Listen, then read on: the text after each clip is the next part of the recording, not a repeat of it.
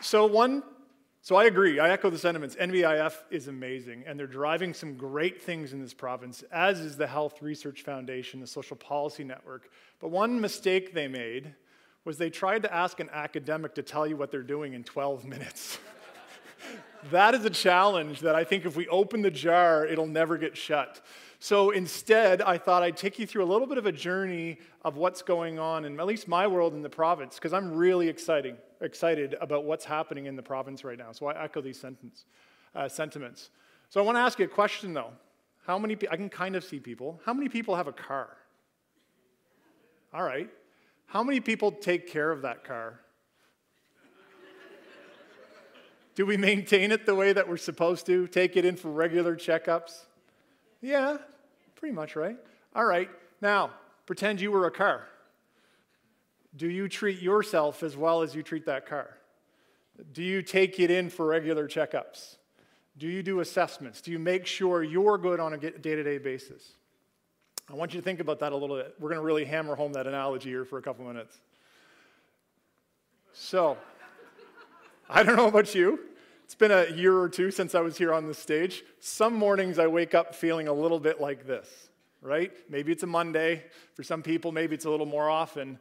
But if we're being honest with ourselves, I think sometimes this is the way we treat our seniors a little bit. We sort of say, old model, past its prime, something we have to take care of, right? But is that really the way that we thought about aging when we were younger? Didn't we see ourselves aging a little bit more like this, right? 67 GT Shelby, right? Beautiful car, age like fine wine. We all want to be classic cars, right? As we age. So what's the difference between those two things? Is there something that we can do to ensure that we're aging more like this than the truck before it? And so I want to look at that analogy a little bit. And really, in my opinion, it comes down to assessment. It comes down to making sure we're maintaining and checking to make sure that we're staying healthy. So I'm going to go through a couple different strategies that I think might help with that process. So here's the first one. Have a look at this picture. What's wrong with this picture? And it's got a couple of flat tires. This guy's having a bad day. But honestly, I think this is our current healthcare system. We wait until the wheels fall off until we actually get up and go get some help. We run our everyday lives. We hope things don't fall apart, but eventually they do. And we go ask somebody to try to fix it. If anybody doesn't believe me, how many people have waited until they were like this before they actually went to go see the doctor or go see the chiropractor or the physiotherapist? I had back surgery 3 years ago, and I can tell you this is the way I felt. So the question is that really the right approach? Should we be waiting until the wheels fall off until problems happen? Because as we know, things compound, right? I bet you that beautiful van on the highway there probably just cost himself a couple sets of new rims as well. So maybe this is a better solution. So this is maybe an annual checkup, right? This is a trained mechanic, a trained professional who's meant to check the health of your vehicle on a regular basis. And so we do this pretty well. Actually, the automotive industry has this locked right down. So you've got to go for your warranty checkups if you want to keep your warranty fresh.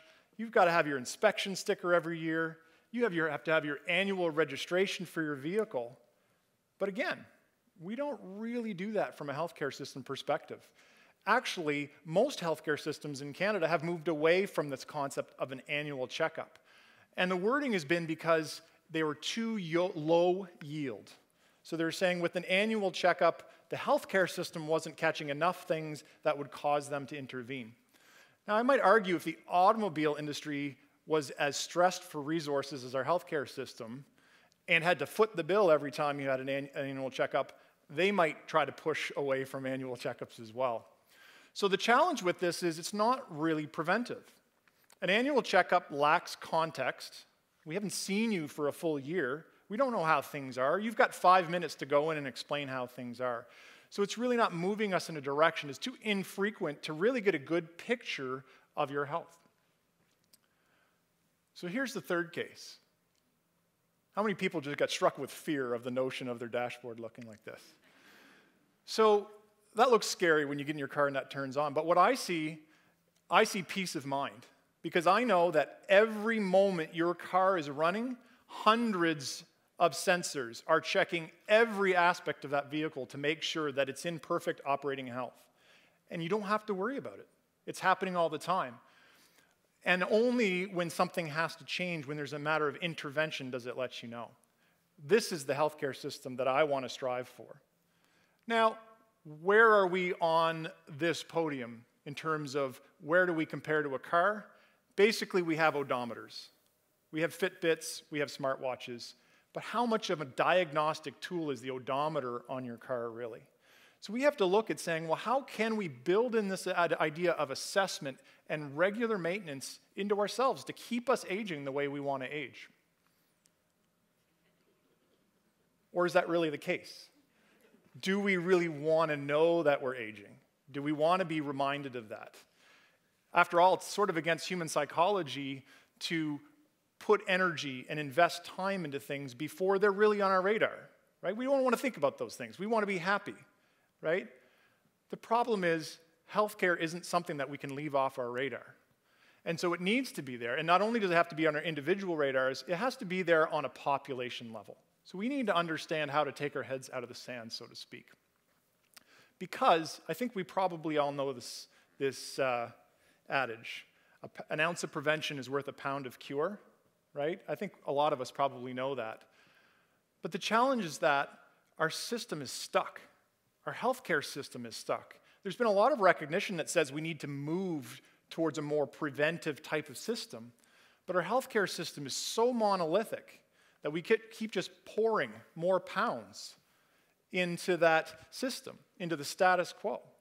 But the problem is it's changing and it's unsustainable. So we need to figure out how to move more towards this prevention piece. The reason for that is that the trends are a little bit scary. Our usage of the healthcare system is changing. In New Brunswick, we spend over 40% of our provincial budget on healthcare expenditures. And that's a common thread all across Canada, every Canadian province. So if anybody ever tells you that health has nothing to do with economic development, you can tell them to come talk to me. But what's a little bit scary is that we're aging, right? The demand is changing.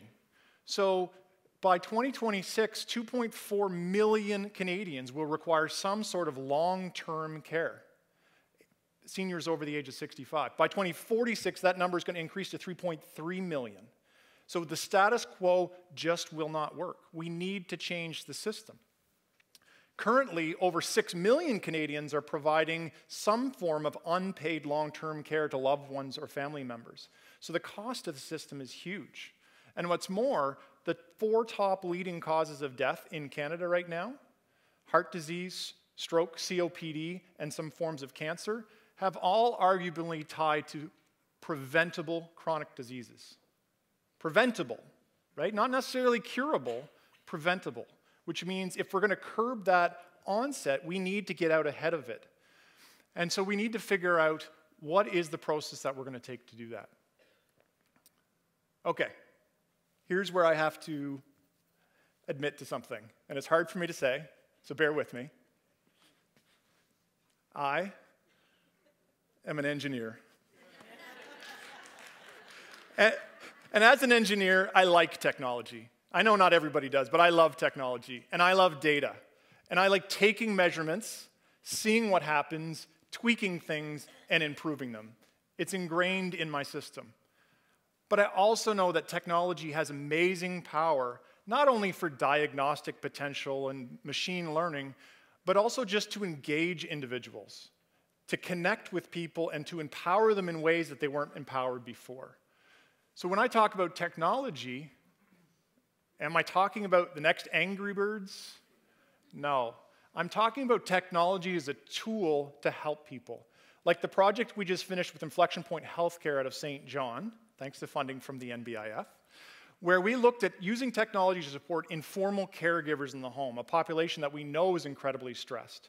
And where those informal caregivers told us that using an online digital health diary gave them the permission to think about themselves for a moment during the day. Or wearing a Fitbit allowed them to set their own personal goals that caused them to think about themselves for a moment and not just the other person that they're working for. And where one woman actually was able to convince her doctor that her blood pressure only spiked when she was in the room with him and was able to come off of her blood pressure medication because of it. So there are tools that we can use if we use them in the right way. And so I'm not talking about Angry Birds, I'm talking about how seniors are the fastest growing adopters of technology because it helps them stay connected, it helps them stay engaged, and it helps them stay needed. So we have to figure out how to build that human element using those technologies. It's really the key to success. What's exciting is technology has finally broken out of the hospital. Technology was actually one of the main drivers for the centralization of the healthcare system. It was so big, it was so expensive that we couldn't put it out in the community with the doctor visits. We had to put it all within walls. But now it's becoming small enough, it's becoming cheap enough that we can bring it out into the community. And so now we can do things, we can do assessments in the home, we have point-of-care diagnostics, we can do things on the run while you're walking with new technology that we're developing to analyze your gait, to analyze your behavioral patterns. CloudDX is a company that we're working with. They were a Canadian entry into the Qualcomm X Prize. They have a new technology that just by listening to your cough, they can diagnose 7 different respiratory diseases. It doesn't always have to be what we consider this hospital medical technology. It's emerging. The challenge is how we actually adopt that. How do we get that out into the community? Because current approaches are saying, we want to use this technology to save the health system money. We need to save money. But maybe it's about how we use these technologies in a way that will actually help people stay healthy in the first place so that they're not having to use the expensive resources of the healthcare system.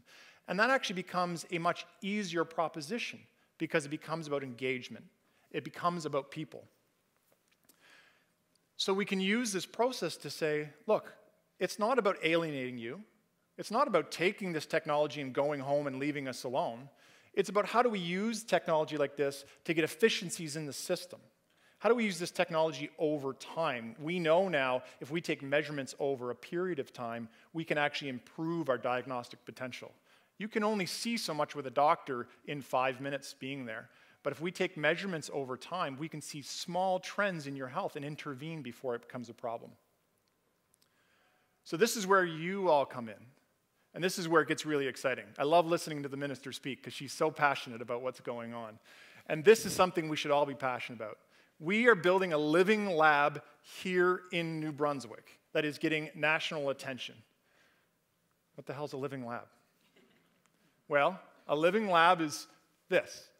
It's basically a collection of people working together to actually make things better, right? Working across disciplines, public, private, researchers, innovation. Hey, wait, that sounds pretty familiar. That sounds like the stuff that you've just heard about tonight. This is happening in New Brunswick, and it's really exciting. So why is it happening in New Brunswick? Well, there's a couple reasons. I'll tell you the bad, and I'll tell you the good. So on the not-so-great side of things, it's because we have to. We have no choice. We have to make changes. As the minister said, we are Canada's oldest per capita province in the country. We have one of the highest rates of chronic disease. We have a population in need. That makes us a microcosm for the rest of Canada. And it makes us that proverbial canary in the coal mine.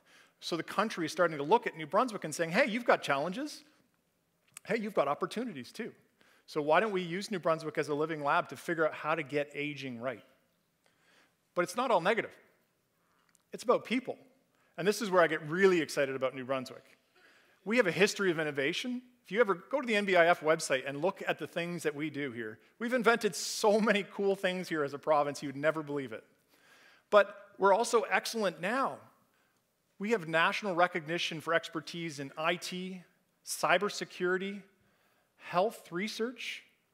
We have companies like VeraSource, eChart Healthcare, T4G becoming leaders in digital health systems across this province, being leaders in this space. We have long-term care facilities like Your Care Center here in Fredericton, Loch Lomond Villa in St. John, who are choosing to invest their time in being open and adaptive to taking on new technologies and new systems. So we have this ecosystem of people all starting to pull the rope in the same direction. And it's really exciting. So I see a flashing red light, which tells me I have to wrap up. So I want to leave you with this notion. So time. My students keep laughing at me because I'm getting a little obsessed about time. Time for many different reasons. One is time is precious. We don't want to waste our time, right? We want to use our energy to move in a good direction. But also as we move our healthcare system from this reactive system to something that's a little more proactive, that's going to take time. Reacting to something that happens, you can do right away. Stopping something from happening requires a little thought ahead of time. We have machine learning, we have artificial intelligence, we have technologies that can do amazing things. Predict when falls are going to happen. Predict when somebody's going to have an adverse reaction to a medication that they're taking. Predict when somebody's going to have a mental health issue because they're being isolated from everybody else. But it requires us to gather together and figure out it's not just about the technology, it's how we use that technology for people. And so I'm really interested in this concept of time for many different reasons, because time, yes, it has a wonderful way of showing us what's important, but it's also the time now. There's a lot of great stuff happening in New Brunswick, and I'd love to invite you all, everybody here, to get involved in that process. This Living Lab is not about somebody at a university doing research on a particular topic. It's about taking that research, turning it into innovation, getting it out into the community, and getting the community involved in that research. That's really what the Living Lab is. As we're trying to attract large companies to New Brunswick, researchers to New Brunswick, they're coming because of the people.